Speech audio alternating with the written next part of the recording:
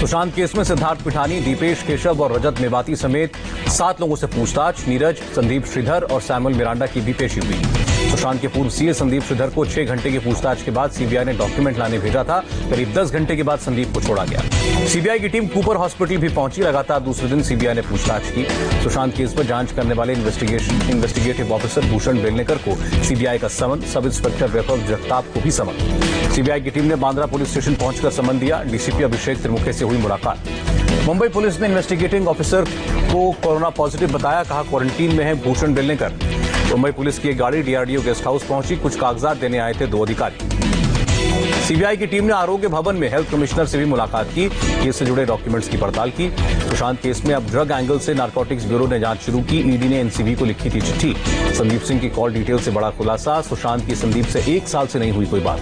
Call details के मुताबिक संदीप ने 4 बार एम्बुलेंस ड्राइवर से बात की। 2 एम्बुलेंस बुलाने को लेकर संदीप पर उठे थे सवाल।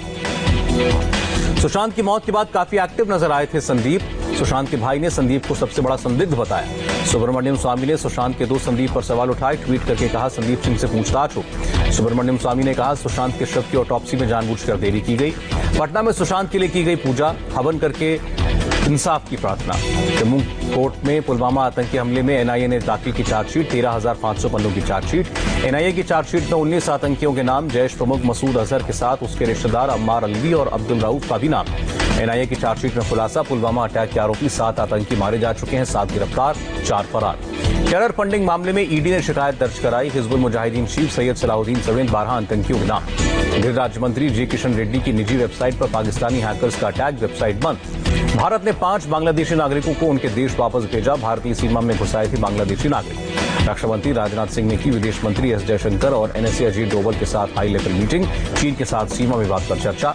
चीनी हेलीकॉप्टर का भारत ने दिया जवाब। भारतीय सेना ने लद्दाख सीमा पर तैनात की कंधे से मिसाइल दागने वाली टुकड़ी।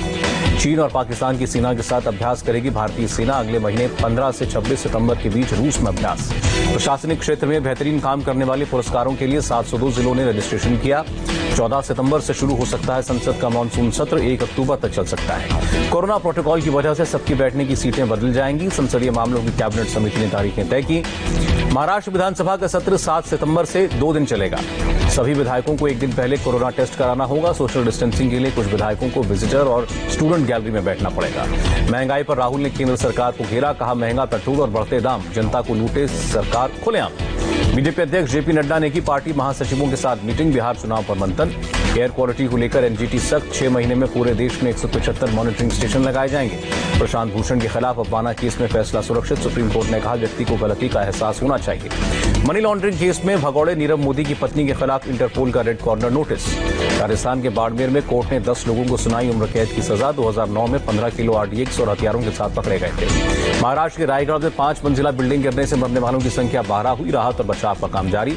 महाराष्ट्र सरकार ने मृतकों के परिवारों को 5-5 लाख रुपए मुआवजे की घोषणा की। घायलों को 50,000 की सहायता। महाराष्ट्र के मंत्री ने कहा हादसे के लिए जिम्मेदार लोगों को नहीं छोड़ा जाएगा। कैबिनेट में उठाया जाएगा मामला। उद्धव ठाकरे ने रायगढ़ के अफसरों से फोन पर बात की। रेस्क्यू ऑपरेशन के बारे में जानकारी ली। महाराष्ट्र सरकार की मंत्री अदिति तटकरे और एकनाथ शिंदे ने हादसे के बाद घटनास्थल का दौरा किया। रायगढ़ हादसे के 18 घंटे बाद मौत को मात देकर जिंदा बचा 4 साल का बच्चा। मध्य प्रदेश के देवास में 2 मंजिला इमारत गिरी, 6 लोगों को बचाया गया। गुजरात के जामनगर में जीजीएस अस्पताल की आईसीयू यूनिट में आग, सभी मरीजों को बचाया गया। केरल सचिवालय में आग, कई दस्तावेज और फाइलें जलकर खाक। सचिवालय में आग से भड़के बीजेपी और कांग्रेस कार्यकर्ता, सचिवालय के बाहर धरना। यूपी के बलिया में पत्रकार की हत्या के विरोध में स्थानीय लोगों और पत्रकारों का प्रदर्शन। 10 आरोपियों पर केस, 1 पुलिसकर्मी सस्पेंड। यूपी के मंत्री अनिल राजभर का बयान, जमीन को लेकर आपसी रंजिश में हुई पत्रकार की हत्या, 6 लोग गिरफ्तार। यूपी कांग्रेस अध्यक्ष अजय कुमार लल्लू को पुलिस ने हिरासत में लिया। बलिया में मारे गए पत्रकार के गांव जा रहे थे। प्रियंका गांधी ने योगी सरकार को निशाने पर लिया। कहा यूपी में दुगनी रफ्तार से बढ़ रहा है अपराध। मायावती ने भी योगी सरकार पर हमला बोला। कहा कोरोना काल में उत्तर प्रदेश में अपराध नहीं थमा। मायावती ने कांग्रेस पर भी हमला बोला। दलित और पिछड़ों के साथ भेदभाव का आरोप लगाया। मायावती ने कहा कांग्रेस शासन में दबे कुचले लोगों पर जो जुल्म हुआ, थानों में नहीं दर्ज हुए केस। मायावती ने समाजवादी पार्टी पर भी वार किया। कहा समाजवादी शासन में यूपी में चला गुंडा राज। मायावती ने केंद्र सरकार से नीट और जेईई परीक्षाओं को लेकर अपील की। एग्जाम के दौरान एसओपी का ध्यान रखे सरकार। ओडिशा के मुख्यमंत्री नवीन पटनायक ने केंद्रीय शिक्षा मंत्री को खत लिखा। जेईई नीट की परीक्षा स्थगित करने की मांग। तमिलनाडु के पूर्व आईपीएस अधिकारी अन्ना मलाई ने बीजेपी ज्वाइन की। बीजेपी महासचिव मुरलीधर राव ने सदस्यता दिलाई। कोच्चि अंतर्राष्ट्रीय हवाई अड्डे पर करीब 84 लाख का सोना बरामद। डीआरआई ने मल्लापुरम के रहने वाले एक शख्स से जब्त किया 1.5 किलो सोना। काशी के डोम राजा जगदीश चौधरी का निधन। प्रधानमंत्री मोदी और यूपी के मुख्यमंत्री ने भी दुख जताया। गुजरात के कई शहरों में लगातार बारिश से जनजीवन अस्त व्यस्त। सूरत में सड़कों पर पानी भरा। पश्चिम बंगाल के वेस्ट मिदनापुर में भारी बारिश से बड़ी परेशानी। कई इलाकों में बाढ़ जैसे हालात।